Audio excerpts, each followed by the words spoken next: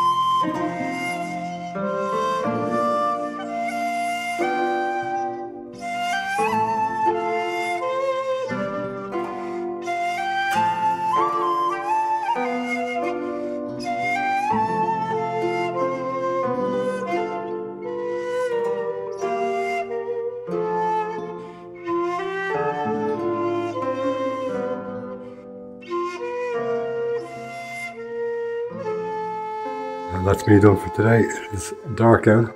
Except me.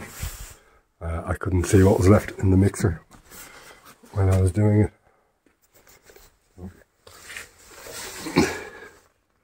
A little bit.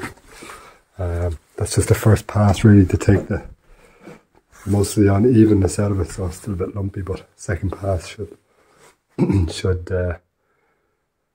even that out, and then I'll do a final pass of finishing plaster, because all of this is done in the finishing plaster, and I couldn't leave the kind of rough stucco line on half of it, so